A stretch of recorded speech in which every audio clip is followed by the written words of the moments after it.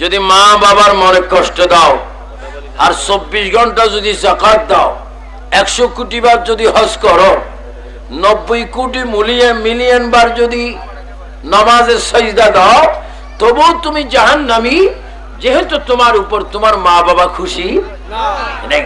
এজন্য আল্লাহ রাসূলের পরে সবচেয়ে যাদের বেশি হক সন্তানের উপরে, তারা হচ্ছে মা এবং বাবা। আরো জন মা এবং জোরে বলে আমরা মা বাবার খেদমত চাই কিনা, মা বাবার সম্মান চাই কিনা, মা বাবাকে আমরা তাদের রুচি মতে তাদের খেদমত করতে চাই কিনা, মা বাবার খেদমত করার হুকুম কার, আর মা বাবার সাথে সন্তানের সাথে ঝগড়া লাগাইবার কৌশল কার?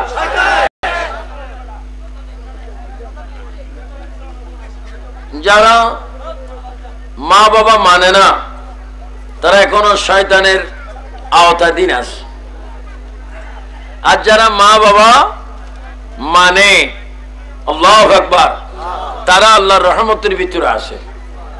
এজন্য আমি আপনাদেরকে হঠাৎ করে বলে দিলাম, আপনার মা বাবার পক্ষে এই জন্য থাকবেন, আল্লাহ রাসূলের পরে সবচেয়ে বড় নিয়ামত মা এবং বাবা।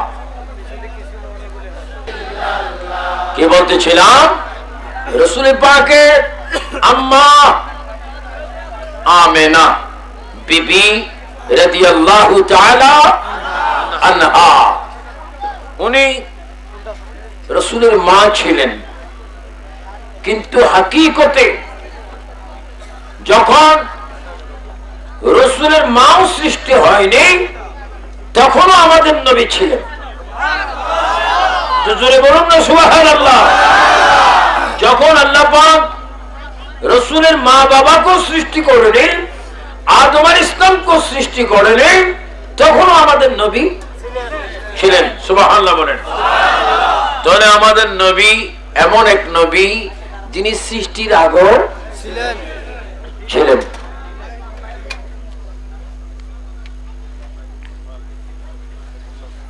রাসূল পাকের মেয়ে হযরতি ফাতেমা রাদিয়াল্লাহু তাআলা আনহা, তিনি একদিন জিবরাইল আলাইহিস সালামকে চাচা বললেন। জোরে বলেন, কি বললেন? চাচা। আপনাদের দেশে চাচা বড় না যেটা বড়? জোরে বলেন, কি বড়? এই দুই একজনে কাজ করো, সবাই কথা বলো না, টাইম কিন্তু চলে যাচ্ছে, হায়াত একেবারে কম। নবীকে জিবরাইল প্রশ্ন করবেন এই ব্যাপারে, কিন্তু জিবরাইল যাওয়া মাত্রই আল্লাহ রাসূল জিবরাইল আলাইহিস সালামকে দেখে মাত্র বললেন, ইয়া আখি জিবরাইল, আমার মেয়ে ফাতেমা যা বলেছে তা ঠিকই বলেছে। জোরে কোন সুবহানাল্লাহ। জিবরাইল অবাক, আমি নবীকে এখনো কিছু বলিনি, নবীর সাথে যে ব্যাপারে আমি কথা বলতে আসলাম, অথচ নবীকে আমি বলার আগেই নবী জবাব দিতে লাগলেন। সুবহানাল্লাহ। যদ্দূর আমার মাইকের আওয়াজ যা আপনার বলুন, নবী মনের খবর রাখে কিনা, অন্তরের খবর জানে কিনা, কার ভিতরে কি জল্পনা কল্পনা হচ্ছে সেটা রাসূল জানে কিনা, এই জানবার শিখবার শুনবার ক্ষমতা নবীকে দিয়েছেন কে? আল্লাহ দিয়েছেন। আল্লাহ পাক নবীকে এই সুন্দর ক্ষমতা দিয়েছেন। আল্লাহ নবী জিবরাইল ইসলামকে বলেন, ইয়া রাসূলুল্লাহ, আল্লাহর নবী জিবরাইল ইসলামকে বলেন, এ জিবরাইল শোনো, আমি তোমাকে প্রশ্ন করতে চাই, তোমার বয়সটা কত? জিবরাইল আমিন বলেন, ইয়া রাসূলুল্লাহ, আমার বয়স কত আমি নিজেও বলতে পারি না। হুজুর, আল্লাহ রাব্বুল আলামিন আমাকে কখন সৃষ্টি করেছেন তাও আমি বলতে পারি না, কিন্তু একটা হিসাব আমার মধ্যে রয়েছে। আল্লাহ পাক আমাকে সৃষ্টি করার পরে আমি চতুর্থ আসমানে একটি লাল রঙের তারকা দেখতাম, ওই তারকা যখন দেখতাম ৭০,০০০ বছর পর্যন্ত ওই তারকা আমি দেখতে পেতাম। তুমি ৭২,০০০ বারে দেখেছো, তুমি কি জানো নি ওই তারাকা আমি রাসূল ছিলাম? তিনবার বলে ইয়া রাসূলুল্লাহ। আরো জোরে বলে, দুই হাত তুলে বলো, আমরা সেই রাসূল চাই কি চাই না?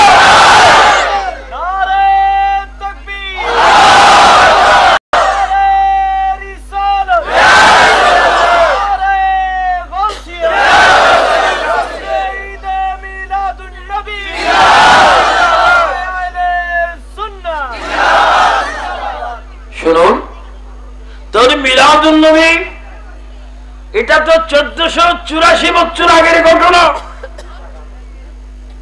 কিন্তু জিবরাইল বলেন ইয়া রাসূলুল্লাহ, আমি চতুর্থ আসমানে লাল তারাকা দেখতাম 70,000 বছর, আবার দেখতাম না 70,000 বছর। এইভাবে আমি উঠতে ডুবতে আমি নিজে দেখেছি 72,000 বার। তো আমি জিবরাইলের বয়স কত আপনি বলুন? কেটা মোটো আশ্চর্য হলাম না যে তারাকা তুমি দেখেছ 70,000 বছর। তখন আমি আল্লাহর ইবাদতে আল্লাহকে ডাক দিতাম, জিকির করতাম। আবার যখন দেখতাম 70,000 বছর, আমি একটা সিজদার মধ্যে থেকে থেকে আমার উম্মতের গুনাহ আল্লাহর কাছে মাফ চাইতাম। উচ্চ স্বরে বলুন সুবহানাল্লাহ। নবীর উম্মত হবে এটা নবী জানে কিনা? আরো জন জানে কিনা? এই ক্ষমতা নবীকে দিয়েছেন কে? আল্লাহ। নবীর উস্তাদ কে? আল্লাহ। তো নবীর উস্তাদ যদি আল্লাহ হয়, নবী কি মূর্খ বলা যাবে? না। কিছু প্রফেসর আছে কয় নবী মূর্খ। তো নবী মূর্খ বেয়াদব তুই মুফাসসিরে কোরআন? হ্যাঁ,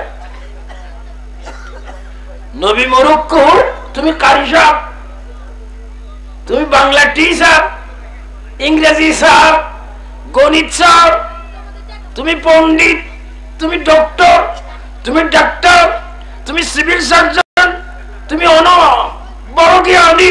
এই বেয়াদব সমস্ত জ্ঞানের মা, সমস্ত এলেমের খনি, সমস্ত এলেমের মা বাপ আমার নবী। সুবহানাল্লাহ।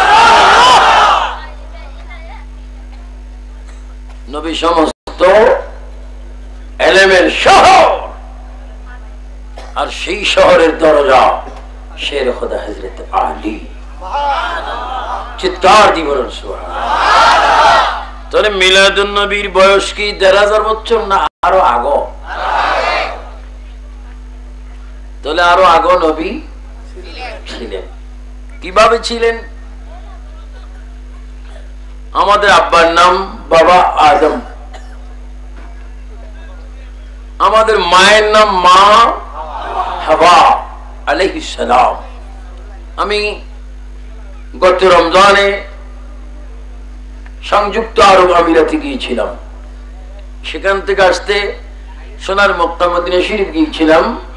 জেদ্দায় বাবা আদম আলাইহিস সালামের কবর রয়েছে, ওনার জিয়ারত করা হলো।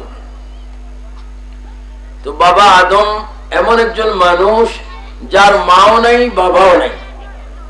বলেন, বাবা আদম আলাইহিস সালামের মার নাম সবাই জানেন? ওনার মার নাম কি? সবাই বলেন নাই। আর মার নাম কি? মাইকের আওয়াজটা কদ্দুর যাচ্ছে একটু হাত তুলুন তো দেখি।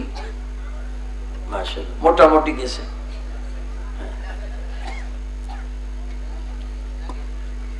আদম আলাইহিস সালামের মা নাই। বলেন, আদম আলাইহিস সালামের মা নাই, বাবা নাই, মাও নেই। আচ্ছা, হাওয়া আলাইহিস সালামের মার নাম কি? নাই।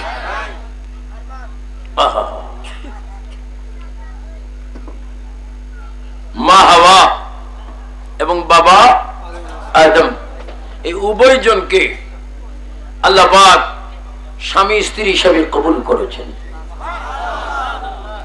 আদম আলাইহিস সালাম শুধু একা ছিলেন। একা কি ছিলেন? একা। তার সাথী সঙ্গী কেউ ছিল না। আল্লাহ পাক আদম আলাইহিস সালাম থেকে, আদম আলাইহিস সালামের বাম দিক থেকে মা হাওয়াকে বানালেন। মা হাওয়া আলাইহিস সালাম তৈয়ার হলেন কোথায়? জান্নাতে। আর জোরে বলেন কোথায়? জান্নাতে। তখন আপনারা কোথায় ছিলেন?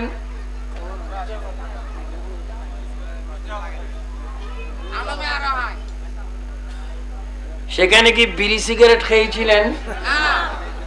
প্রাইভেট মদের বোতল, গাঁজা, ক্রাম্বো, সিনেমা ইত্যাদি ইত্যাদি কি অবস্থায় ছিলেন? আহা মুসলমান, অনর্থক বেনামাজি হচ্ছি, অনর্থক গুনাহে কবিরায় লিপ্ত হচ্ছি। কারণ তুমি তো ওই মানুষ, যেই মানুষটির জীবনের মালিক কে, অথচ আল্লাহর কথা তুমি আমি মানি না। যদি মানতাম পাঁচ ওয়াক্ত নামাজ পড়তাম, ঠিক কিনা? আপনারা বলেন আজকের থেকে আল্লাহর ভয়ে নবীর মহাব্বতে পাঁচ ওয়াক্ত নামাজ চাই কিনা? ডাইন হাতটা এইভাবে তুলে, ডাইন হাতে অঙ্গুল কয়টা? জোরে বলেন কয়ক্ত? আর একটু জোরে কয়ক্ত? নামাজ চাই কি চাই না? নামাজ পড়ার হুকুম কার? হাত নামাজ। এখন এক ব্যক্তি মসজিদে নামাজ হচ্ছে, সে বাহিরে যে জানালা দিয়ে চাই আছে, কি ভাই তুই নামাজ পড়স না কেন? আমি ওয়াদা করছি নামাজ চাই, এরা নামাজ পড়বে, আমি জানালা দিয়ে চাই থাকবো। এই চাওয়া না, নামাজ পড়তে হবে। কুফাল নাক, দুই হাতের তালু, দুই হাঁটু, দুই পায়ে বড় আঙ্গুল একসাথে সিজদায় পড়ে বান্দা বলতে হবে সুবহান রাব্বিয়াল, আর জোরসে বলেন সুবহান রাব্বিয়াল। আমাদের কুফালের মালিক কে? আল্লাহ। আমরা নামাজ পড়ে সিজদা করব কাকে? আল্লাহকে। আল্লাহ। এজন্য প্রিয় ভাইয়েরা, যতক্ষণ পর্যন্ত তুমি আল্লাহকে সিজদা করবে, তুমি যেন তোমার জন্য জান্নাতে একটা বাগানখানা তৈরি করলে। মুহাম্মদ রাসূলুল্লাহ সাল্লাল্লাহু আলাইহি ওয়াসাল্লাম কেমন নবী দেখুন। তার মিলাদ আজকে আমরা করি, অনেকরা বলে বেদাত, শিরিক, নাজায়েজ। আর আদম আলাইহিস সালাম জান্নাতের ভিতরে মা হাওয়া ইসলামকে পেয়েছেন, তিনি খুশি, তিনি তার সাথী পেয়েছেন। আল্লাহ পাক জিবরাইল আমিনকে বলে দিলেন, এই জিবরাইল, আদম আলাইহিস সালামকে বলে দাও, হাওয়া বিবি কি যদি তার জন্য হালাল করতে চাও, হাওয়া বিবি কি যদি আদমের জন্য হালাল করতে চায়, এই জান্নাতের ভিতরে আদম আলাইহিস সালাম যেন বিবি হাওয়ার মোহরানার হক আদায় করে। জোরে বলেন কিসের হক? আর একটু জোরে বলেন না, কিসের হক? এখন মোহরানার হক আদায় আসেনি, এখন অতিরিক্ত খায়। মোহরানার হক আদায় করো।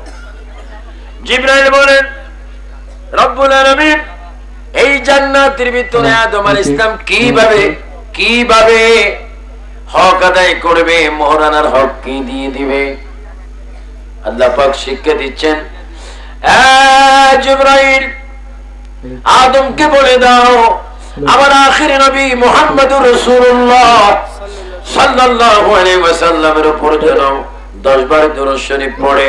10 বার দুরূদ শরীফ পড়লে এটা হাওয়া বিবির জন্য মোহরানার হক আদায় হয়ে যাবে। আর একটু জোরে বলো সুবহানাল্লাহ। মোহরানার হক ছিল আমাদের নবী দুরূদ শরীফ, চিৎকার দিবেন সুবহানাল্লাহ। তাহলে মুহাম্মদুর রাসূলুল্লাহ এমন একজন নবী ছিলেন, এমন একজন রাসূল ছিলেন, যিনি মা হাওয়া বাবা আদম পৃথিবীতে আসার আগে তিনি নবী ছিলেন। আল্লাহর নবী এই জন্য হাদিস শরীফের মধ্যে বলেন, কুনতু নবিয়্যাও ওয়া আদম বাইনাল মাই ওয়াত তিন। আমার নবী বলেন, আমি তখন নবী ছিলাম, তখন আল্লাহর দরবারে পয়গম্বর ছিলাম, যখন আদম আলাইহিস সালাম মাটি এবং পানির মধ্যে মিশ্রিত ছিল, তখন আমি মুহাম্মদ আল্লাহর দরবারে নবী ছিলাম। বলুন ইয়া রাসূলুল্লাহ, তখন আমার নবী ছিল কি ছিল না? এখনো আছে কিনা, কিয়ামত পর্যন্ত থাকবে কিনা? আমার নবীকে ক্ষমতা দিয়েছেন কে?